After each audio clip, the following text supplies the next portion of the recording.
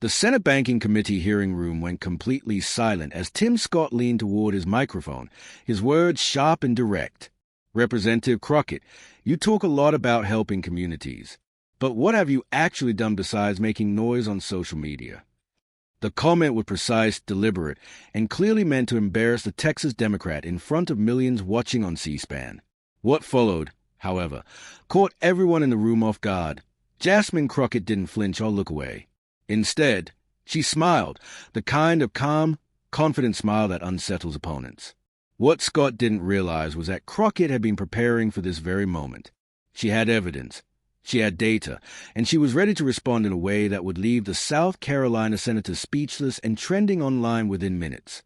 This wasn't just another political clash. It was about to become a defining exchange that would mark a turning point for both of them, proving what happens when readiness meets opportunity. Before diving into this story, make sure to hit that like button and subscribe for more insightful moments from U.S. politics.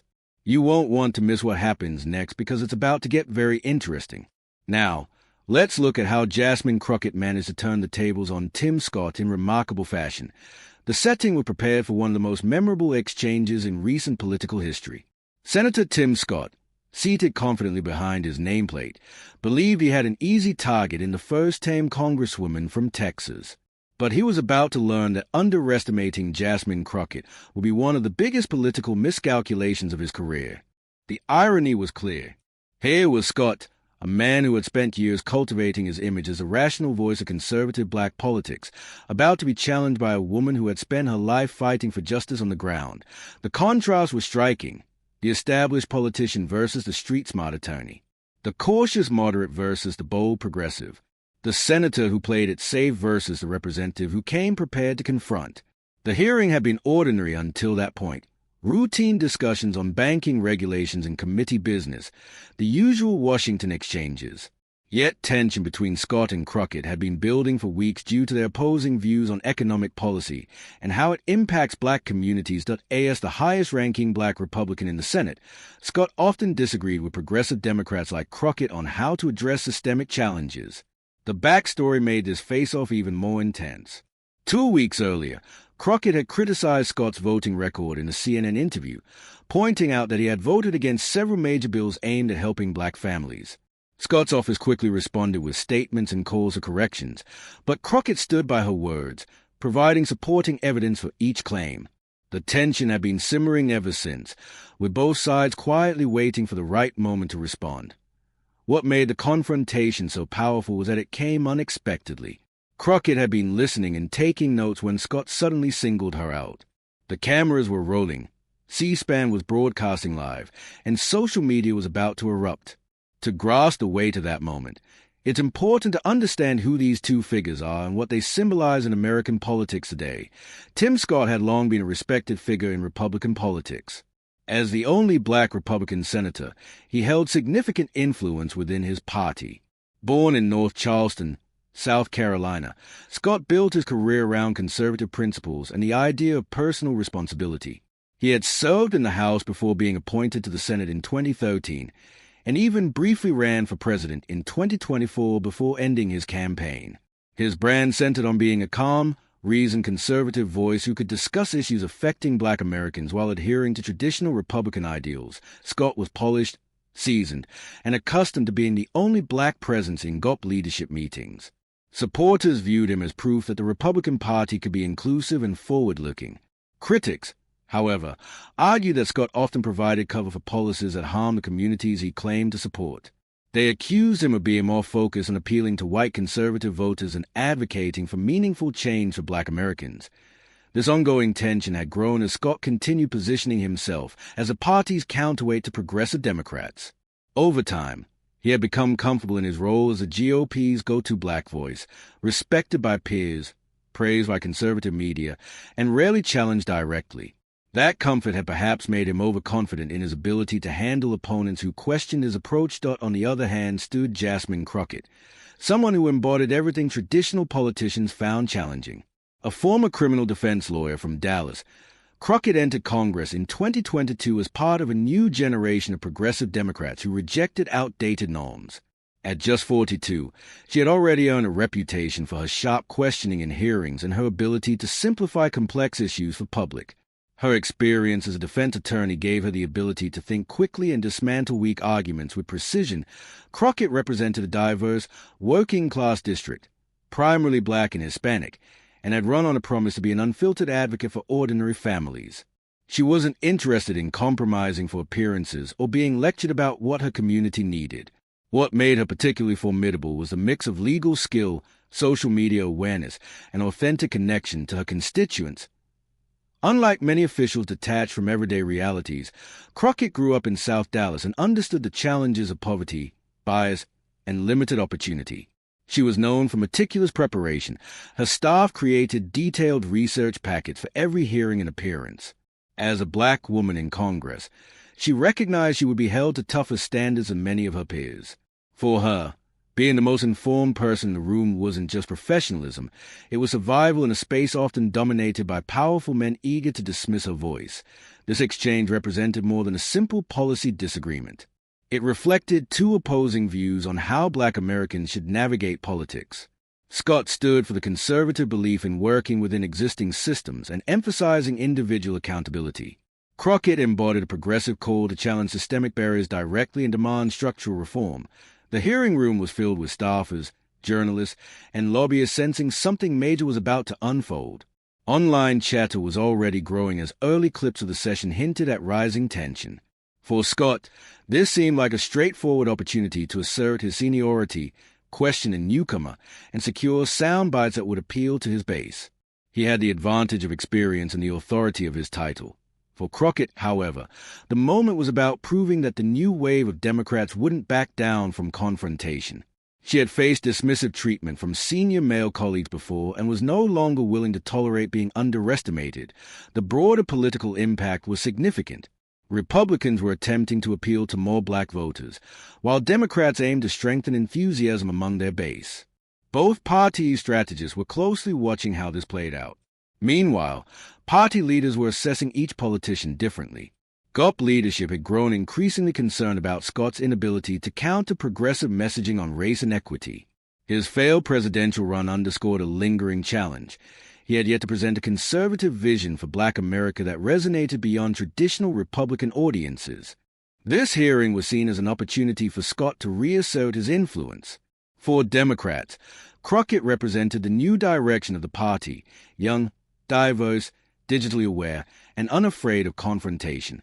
Party leaders were interested to see how she would handle her first major clash with a senior Republican, especially one who shared her racial background but stood for completely opposing political values.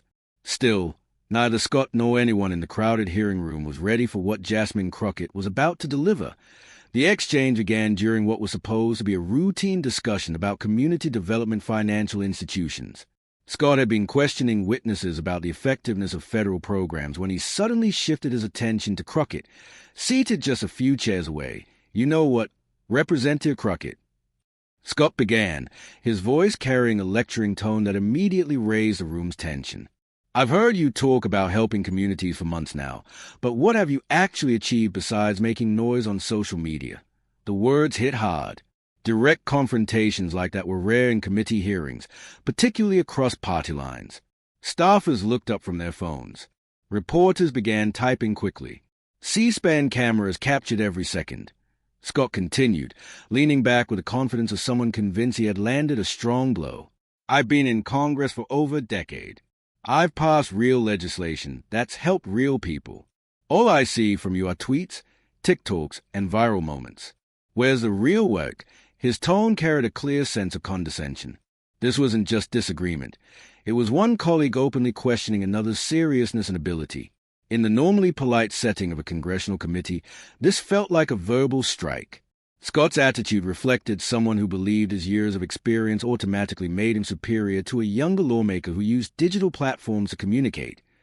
What Scott didn't realize was that he had fallen into a common trap, assuming social media activity meant a lack of substance.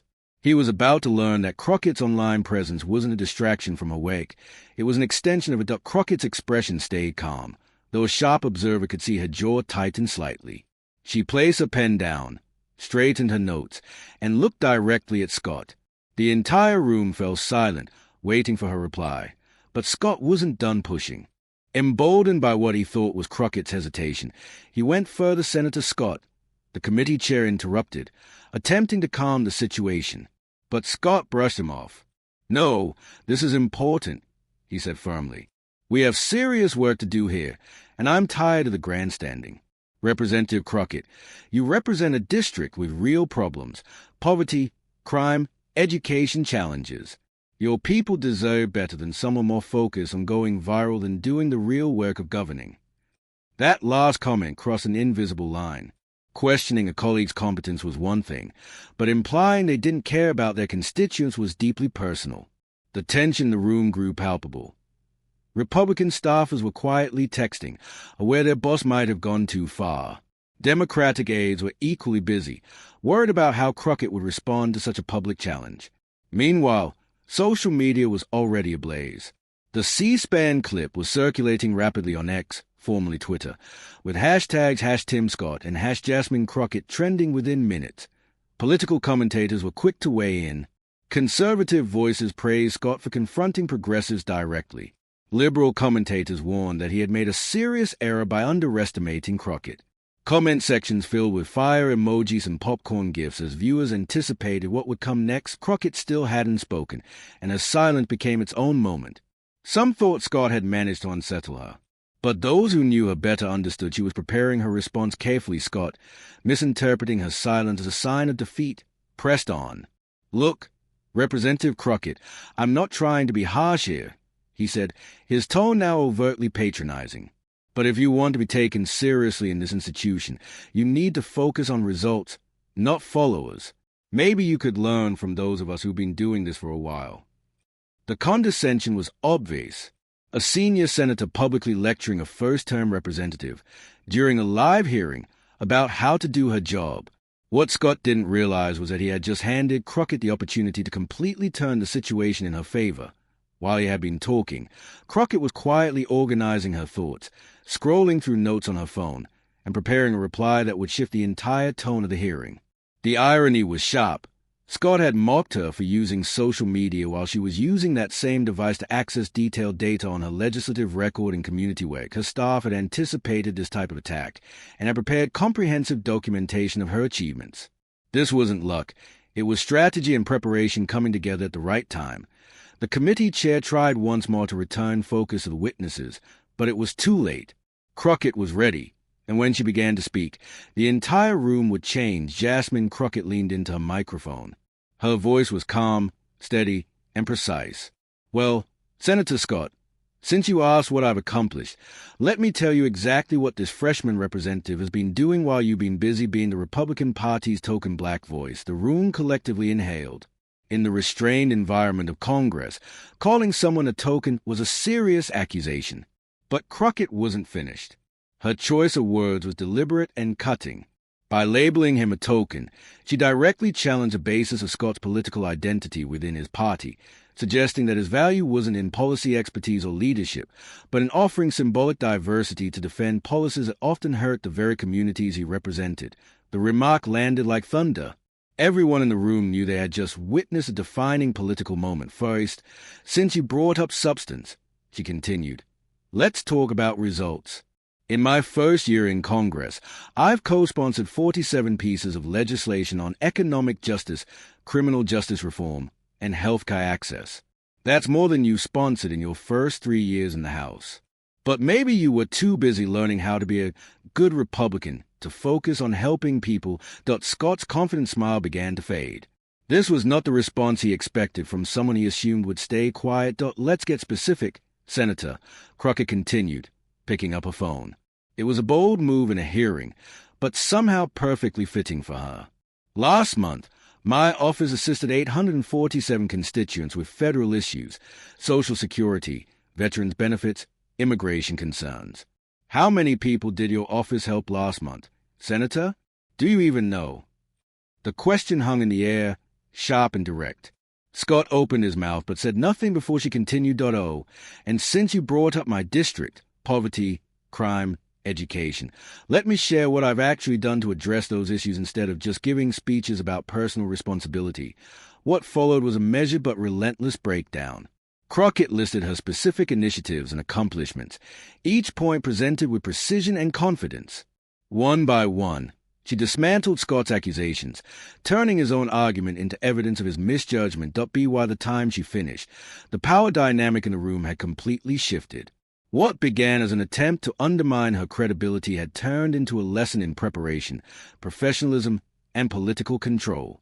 I secured $3.22 million in federal funds for after-school programs across Dallas. I partnered with local law enforcement to create community policing programs that cut violent crime by 15% in free targeted neighborhoods. I also helped pass legislation that expanded Pell Grant funding, directly benefiting students at historically black colleges and universities. With each point, Scott seemed to shrink. He had questioned her competence, and she was methodically proving she understood real governance far better than he did. But here's what really bothers me about your remarks, Senator Scott, Crockett said, her tone sharpening just enough to command attention. You sit there and lecture me about social media and going viral, but you forget that's how many of my constituents receive vital information. When I post a TikTok explaining how to apply for federal student aid, over 100,000 young people see it, many who otherwise wouldn't.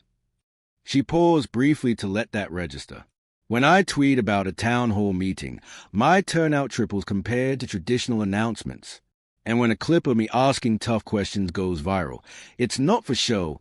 It's because I'm holding powerful people accountable in ways my community can actually see. The room was completely still. Everyone present understood they were witnessing something exceptional, an exchange that will be discussed for years. But you know what really gets me, Senator? Crockett's voice softened to nearly a whisper, somehow making her words even stronger. You have the nerve to question my commitment to my constituents while you spent the last 5 years defending a party that often works against people who look like us. Scott tried to interject. Representative Crockett, I'm not finished, she said, her voice cutting through the air like steel. You want to talk about accomplishments? Let's talk about yours. You've been in Congress for over a decade. What do you have to show for it? You voted against expanding Medicaid, which would have given health care to thousands of black families in South Carolina. You voted against raising the minimum wage. You voted against student loan forgiveness. Each statement landed like precise strike. Crockett was systematically dismantling Scott's image as someone who claimed to represent black Americans while opposing policies that directly benefited them. You stood on that debate stage during your presidential run, talking about unity, she continued. Yet your voting record shows careers spent dividing people, choosing party loyalty over the needs of the public. Scott's face turned red, frustration visible as he searched for words. But Crockett remained in full control, and then, she said firmly, you had the audacity to question my qualifications. Senator, before I ever stepped into Congress, I was a criminal defense attorney, fighting for people the system tried to discard. I defended constitutional rights in courtrooms while you were voting to confirm judges who would restrict them. The contrast was striking. While Scott had built a career appealing to conservative voters, Crockett's had been rooted in hands-on advocacy and justicework.so. When you asked what I've accomplished, she continued, here's my answer. I've never forgotten my community. I've never betrayed the people who sent me here. And I've never been so desperate for approval from those who don't respect me that I'd turn my back on my own. Her words hit with such precision that several in the room audibly gasped. Crockett had just accused Tim Scott, on camera, of abandoning his community for political gain. Scott finally managed to respond, his voice trembling with anger and embarrassment. Representative Crockett, that is completely inappropriate. What's inappropriate, Senator? She replied evenly, is a black man using Republican talking points to attack a black woman actually doing the work. What's inappropriate is questioning my qualifications without knowing what I do. What's inappropriate is this entire performance you just gave. Crockett leaned back in her chair, her rebuttal complete and devastating. Scott sat speechless. The room stayed silent for several long moments as everyone absorbed what had just happened. The committee chair, realizing how far the exchange had gone, quickly called for a recess, but the damage was already done. Within minutes, the video went viral. The aftermath was unlike anything Washington had seen in years. Social media exploded as a #CrocketDestroyScott trended within 15 minutes. The original C-SPAN clip was shared thousands of times within the first hour as journalists, activists, and ordinary users reacted to what they'd just seen. Progressive Twitter erupted. Alexandria Ocasio-Cortez posted, "This is what happens when you underestimate someone who actually does the work." At Jasmine Crockett just gave a masterclass in handling bad faith attacks. Her tweet gained 200,000 likes in 2 hours. The Shade Room shared the clip with the caption, and Jasmine said, "Not today," which went viral on Instagram, reaching young black audiences who rarely tuned into congressional hearings. TikTok filled with reaction videos, especially from young black women breaking down why Crockett's response was so powerful. One user said, "She didn't just defend herself, she exposed his whole act. That's how you handle it." Conservative social media was noticeably quieter. Many Republican commentators avoided the topic entirely, while others criticized Crockett's tone instead of a substance, making it clear who had won the exchange. By the end of the day, every major news outlet was covering the story. CNN aired the full exchange under the headline, "Democratic Representative Delivers Sharp Response to GOP Senator's Attack." MSNBC's Joy Reid devoted an entire segment to the moment, calling it a clear example of how a new generation of Democratic leaders refuses to be intimidated. Even Fox News covered the story, though their focus was mainly on whether Crockett's tone was appropriate for a congressional hearing. Still, the fact that they discussed it at all showed how significant the moment had become. The Washington Post published an analysis exploring what the exchange meant for black political leadership, while the New York Times ran a profile describing Crockett as a rising voice among progressive Democrats. Political podcasts also jumped on the story. Pod Save America dedicated a full episode to it, with hosts Jon Favreau and Dan Pfeiffer calling Crockett's response one of the most effective political moments we've ever seen. Conservative podcasts, however, largely ignored the event, a silence that spoke volumes about how poorly it had gone for Scott. Tim Scott's team immediately went into damage control after the hearing. His communications director released a statement saying the senator regretted that the discussion became personal and that he respected Representative Crockett's passion for her constituents. But the damage was done. Scott appeared on Fox News the next night, attempting to frame the exchange as an example of Democratic hostility and lack of civility. The interview received heavy criticism, with many noting that Scott appeared defensive and unprepared to address questions about his own record. Several conservative commentators who had initially backed Scott's remarks began distancing themselves after seeing how effectively Crockett dismantled his arguments. One senior Republican strategist told Politico anonymously, "Tim made a serious mistake. You can't question someone's qualifications without understanding what they've actually achieved." Scott's presidential aspirations, already weakened after his failed 2024 run, took another major hit. Insiders noted the exchange revealed him as someone easily outmaneuvered by a first-term representative, raising doubts about his credibility as a national leader.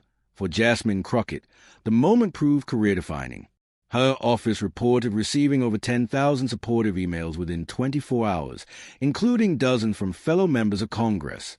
Nancy Pelosi tweeted in support, praising Crockett as a leader who is prepared, principled, and unafraid to speak truth to power. Fundraising emails featuring clips from the exchange generated more than $500,000 for Democratic candidates in just 2 days. The Democratic Congressional Campaign Committee quickly began featuring Crockett in its promotional materials, recognizing her as a major asset for energizing donors and volunteers. Invitations poured in from across the country. Within a week, she had been asked to speak at more than 30 events ranging from university panels to party fundraisers. Her team even had to hire extra staff to manage the growing media interest. The exchange between Scott and Crockett reflected several broader themes in U.S. politics that extended beyond their personal clash first.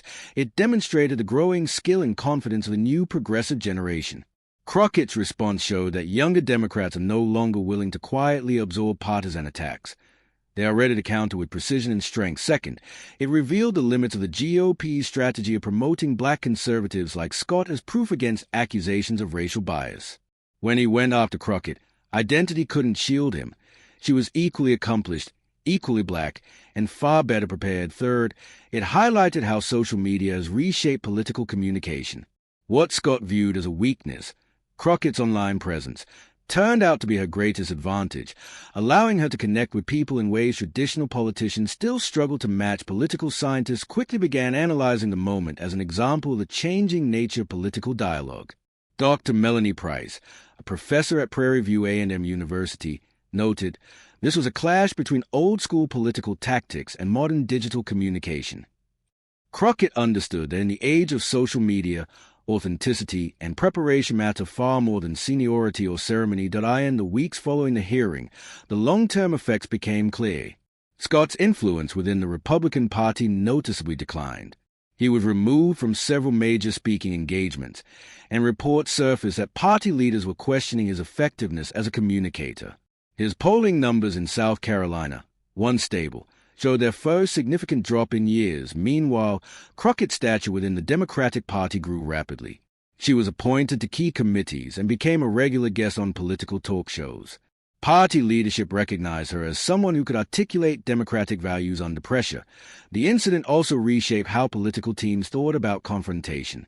Republican strategists privately admitted the exchange underscored the danger of underestimating younger Democratic leaders, especially women of color who had built proven track records before entering Congress. Beyond politics, the exchange became a cultural touchpoint, a conversation about professionalism, confidence, and standing firm against condescension. The clip circulated widely across non-political spaces, with many praising it as a model for responding when someone tries to undermine your credibility. Young black women, in particular, embraced Crockett as a role model. Her phrase, "I'm not finished," used to stop Scott's interruption, became a meme and a rallying slogan. Educational institutions began using the exchange as a teaching example in communication and political strategy, and several law schools added it to their curriculum as an illustration of applying legal discipline in political debate. Months later, political analysts agreed that the moment marked a shift in modern political discourse.